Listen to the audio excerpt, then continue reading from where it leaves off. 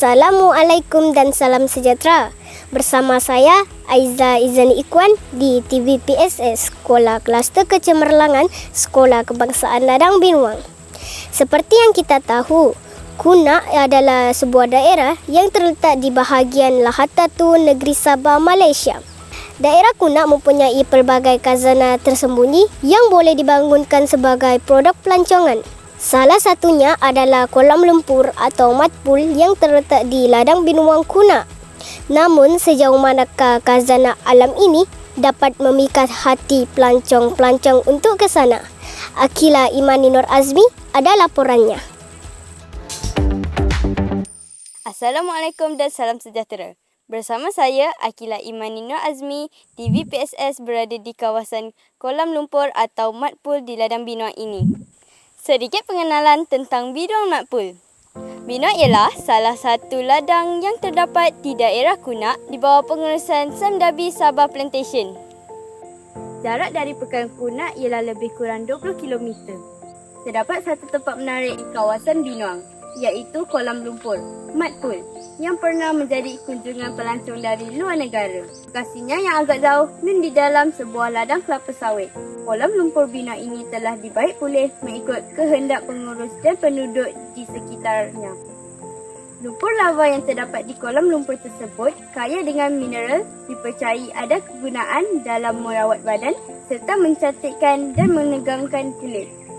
Mandi atau berendam di kolam lumpur atau matpul dipercayai dapat merawat pelbagai jenis penyakit kulit. Pengunjung mendengar bunyi gelembung setiap kali gelembung lumpur berwarna kelabu melonjak ke permukaan. Bersama saya Cikgu Muzamir yang merupakan guru yang lama berkhidmat di Sekolah Kluster Kecemerlangan Sekolah Kebangsaan Ladang Binuang. Cikgu, bagaimanakah matpul ini terjadi? Pembentukan kawah lumpur biasanya terbentuk di kawasan terdapat gunung berapi yang telah mati. Kolam lumpur di kawasan ini terhasil daripada lingkaran gunung berapi yang sudah tidak aktif lagi. Antara ciri-cirinya ialah pembentukan mata air panas. Kawah lumpur terjadi apabila gas semula jadi yang terdapat di kerak bumi mendapat tekanan yang secukupnya untuk keluar ke permukaan bumi melalui rekahan yang membawa bersama air, lumpur, pasir dan butiran batu kecil. Manakala gas yang dibebaskan mengandungi metana dan gas nitrogen. Gelembung yang terbentuk itu akan pecah dan menghasilkan bunyi blep selang beberapa saat. Sekarang saya bersama dengan Puan Intan Zarina binti Ismail, penolong pengurus Ladang Binuang. Puan Intan, adakah kawah lumpur di Ladang Binuang ini satu-satunya di Sabah? Tidak. Di Sabah terdapat beberapa lagi kawasan lumpur ataupun yang kolam lumpur yang telah ditemui dan bilangannya bertambah saban tahun. Kawasan yang terdapat kawah atau kolam lumpur ini adalah seperti di Pulau Tiga, Semenanjung Klias, Hutan Simpan Tabing, Ladang Binuang Kunak serta di Kalabakan.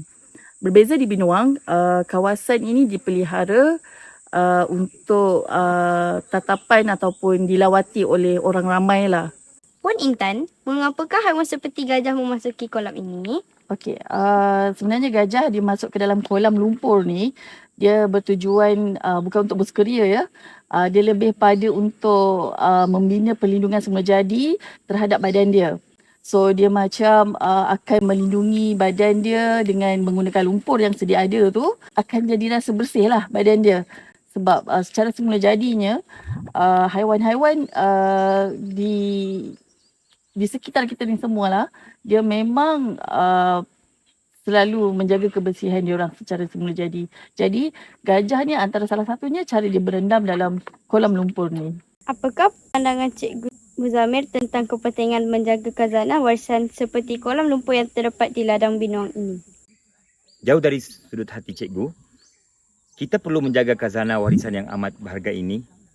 Selain menjadi sumber ilmu pengetahuan berkaitan bahan sumber alam, khazanah seperti ini melambangkan identiti di satu-satu kawasan khususnya di Ladang Binuang ini.